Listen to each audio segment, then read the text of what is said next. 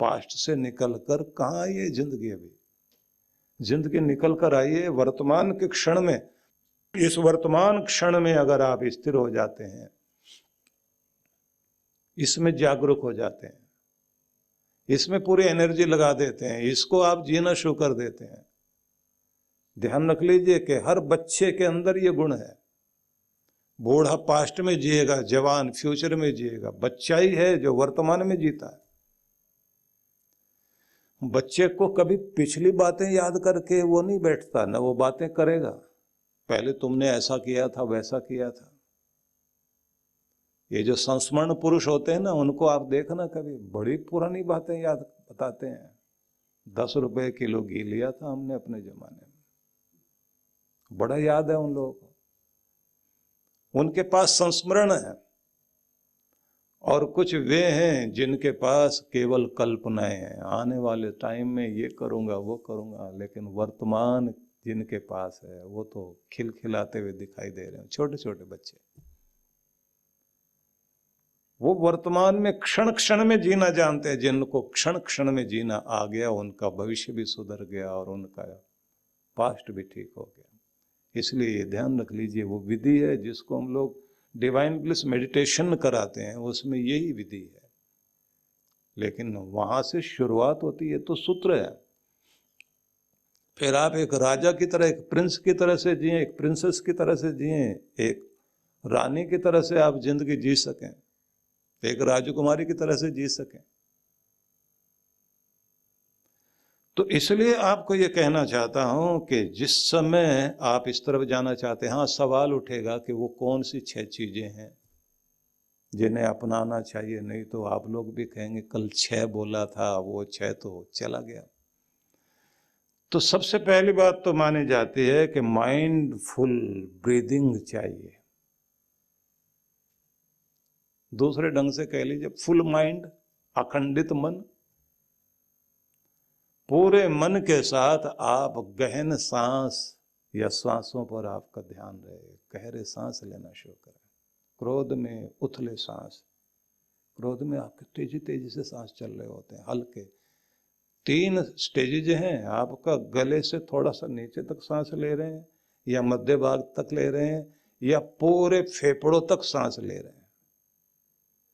जब आप खुल के हंसते हैं और उसके बाद जो बाद में आप हंस के और बहुत लंबा सांस लेके रुकते हैं, तो पता लगता है पूरे फेफड़े आपके जो है ऑक्सीजन से भर गए। और उस समय आप अपने स्वरूप में लौट आते हैं, बड़े आनंदित होते हैं। तो पहला चरण तो यही है, माइंडफुल ईटिंग। ये भी महत्वपूर्ण है कि आप जब खाएं भोजन तो आपका मन पूरा उसी के अंदर रहे, उसका स्वाद लीजिए, भोजन को देखकर खुश होइए। उससे भी ज्यादा इस बात को लेकर खुश होइए कि ये मेरे शरीर को, व्यक्तित्व को गढ़ता है, मुझे एनर्जी देता है, क्योंकि अन्न ही ब्रह्म है। और बात इतनी नहीं है, माइंडफुल वर्किंग। किसी भी काम को कर रहे हो आप, पूरा मन लगा के करना शुरू कीजिए। उस काम का अपना आनंद होगा, क्योंकि वो काम काम नहीं, वो आपके हस्ताक्षर हैं, वो आपकी पहचान है। और अपनी पहचान को आप माइंडफुल स्माइलिंग है या लाफिंग है, हंसो भी तो आपको उसमें पूरा ध्यान रहे ना, आनंदित हो सके आप। मुस्कुराते भी हैं तो उस मुस्कुराहट में आप शामिल तो हो। आपका एक एक क्षण क्षण जो है, प्रेजेंट मोमेंट में जब आप स्थिर हो जाते हैं, तो यहीं से आपकी जिंदगी शुरू होती है। तो ये सब सिखाया जाता है उसमें कि अब आप किस तरह से इस तरफ चलेंगे। क्योंकि जहां आप हैं, जिस वक्त में आप जहां हैं, उसी में आप पूरी तरह से एकाग्र हो सकें, खिल सकें, खुल सकें। तो इसलिए ये माना जाता है कि जब आप अनुशासित होने लग जाते हैं और आप अपने कर्म के साथ जुड़ जाते हैं, तो वो कर्म आपकी पहचान बनता है। और स्वयं का मालिक होने से ही आप स्वतंत्रता प्राप्त करते हैं, जो शेर के साथ आप देखते हैं। शेर जो है वो स्वतंत्र है, सारे जानवर गुलाम। जो डर में जी रहा है वो गुलाम, वो डर का गुलाम है। और जो निडर होकर के जी रहा है तो समझ लेना कि वो है मालिक। शेर बनना सिखा रहे हो।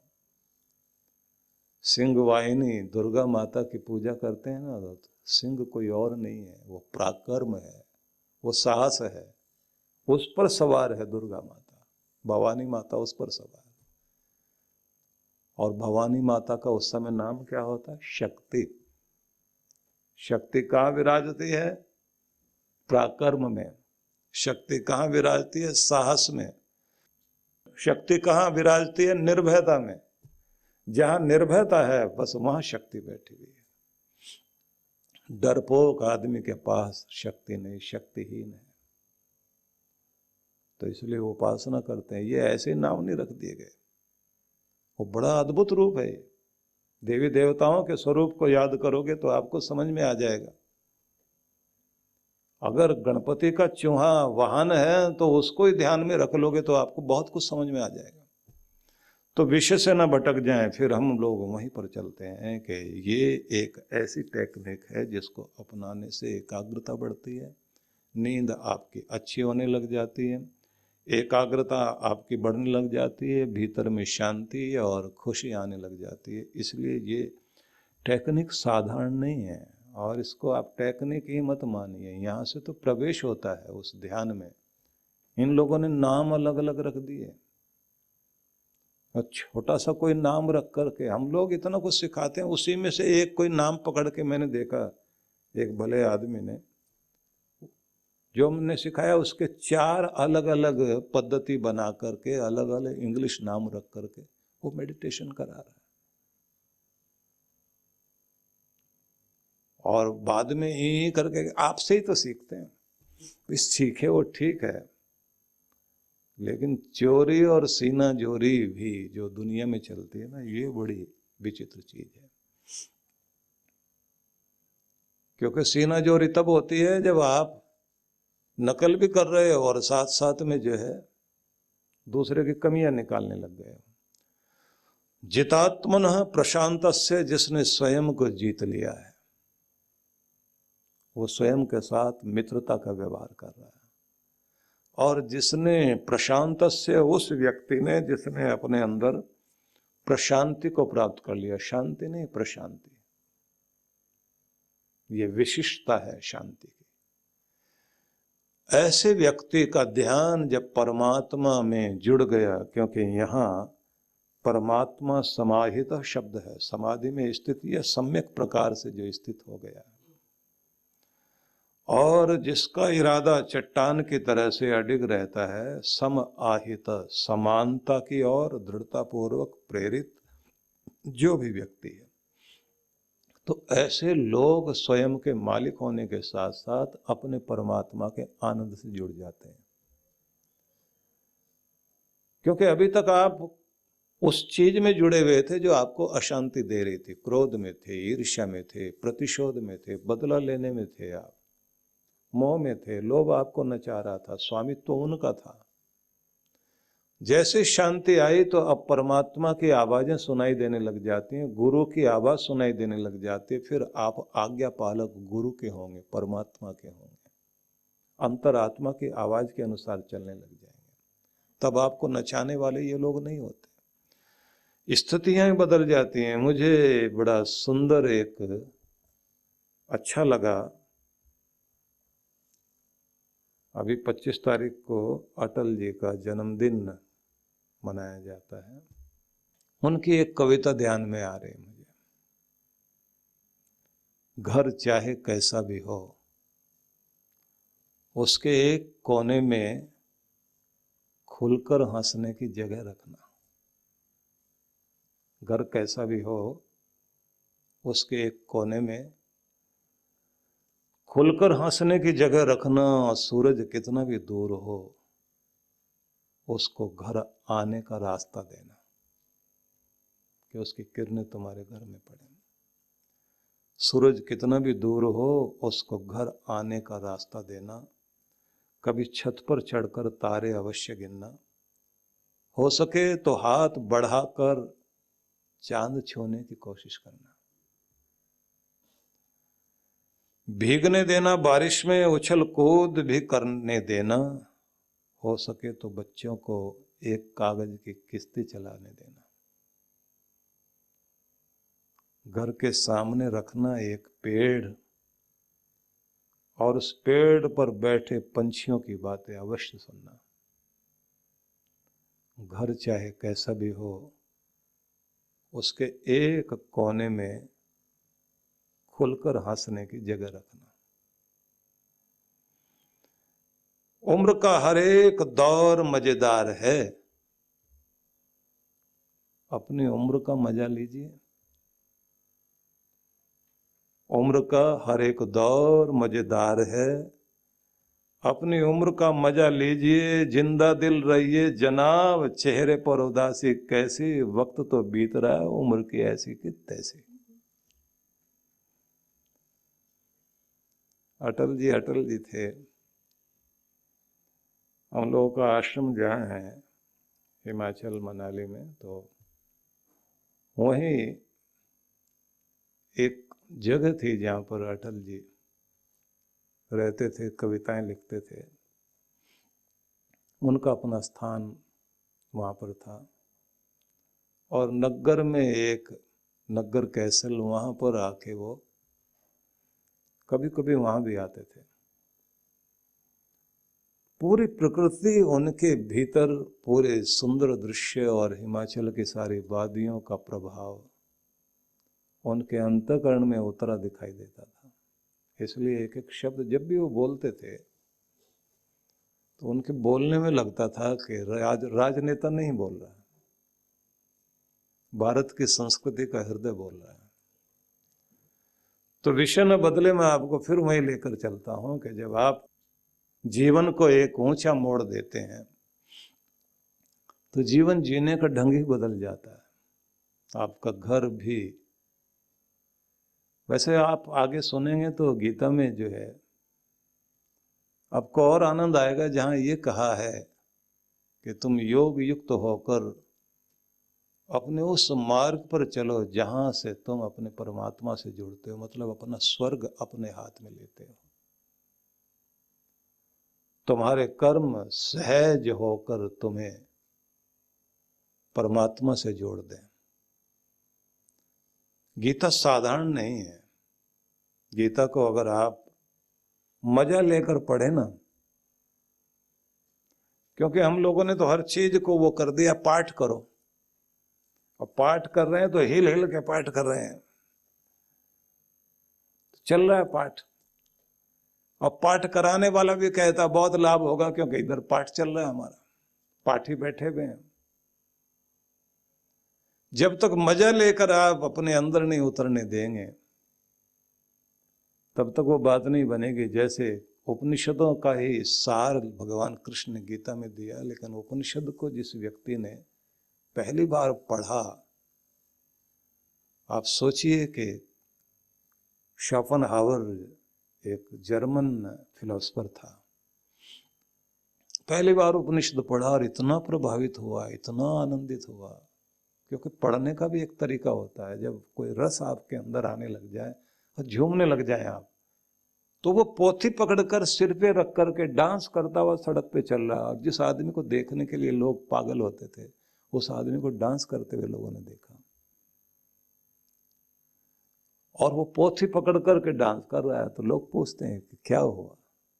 बोले कंगले के हाथ खजाना लग गया।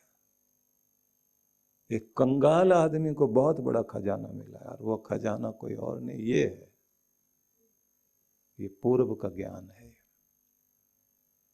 पूर्व से रोशनी आती है सूरज की, तो ये ऋषियों का वो ज्ञान है उपनिषद। तो जो मजा लेके पढ़ता है ना, तो उस आदमी को कुछ अलग ही तरह की अनुभूति होती है। सनातन संस्कृति एवं संस्कारों को पुनः जागृत करने के संकल्प के उद्देश्य से विश्व जागृति मिशन के संस्थापक अध्यक्ष परम पूज्य सद्गुरु श्री सुधांशु जी महाराज एवं डॉक्टर अर्चिका दीदी जी द्वारा संचालित सनातन संस्कृति जागरण अभियान, जिसके तहत 10 गुरुकुल स्थापना एवं 108 बाल संस्कार केंद्रों को खोलने का प्रण लिया गया है। 2 एवं 4 मई 2025 को देश एवं विदेशों में ख्याति प्राप्त संत तथा वरिष्ठ राजनेताओं के सानिध्य में इसकी शुरुआत की गई है।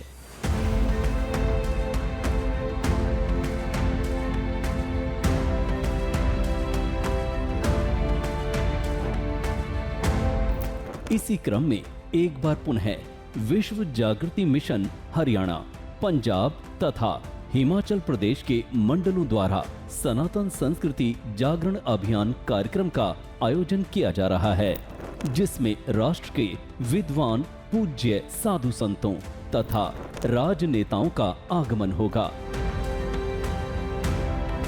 ये कार्यक्रम 30 अक्टूबर से 2 नवंबर 2025 तक होने जा रहा है। कार्यक्रम की रूपरेखा: दिनांक 30 अक्टूबर 2025, शुभारंभ सायं 4:30 बजे से 7 बजे। 31 अक्टूबर से 2 नवंबर 2025, प्रातः 9 बजे से 11:30 बजे, सायं 4:30 बजे से 7 बजे। स्थान: शालीमार ग्राउंड, सेक्टर 5, पंचकुला, हरियाणा। आयोजक: विश्व जागृति मिशन हरियाणा, पंजाब, हिमाचल प्रदेश मंडल।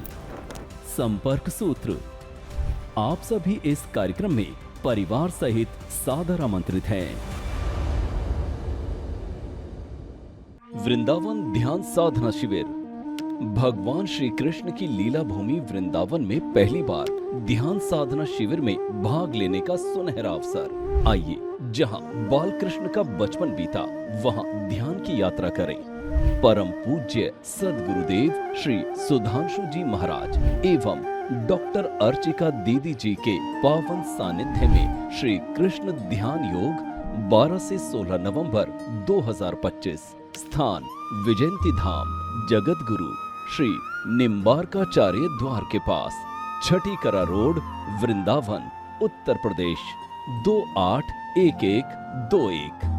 आयोजक: विश्व जागृति मिशन। पंजीकरण व अधिक जानकारी के लिए संपर्क करें 9589938938, 9685938938, 8826891955, 9312284390।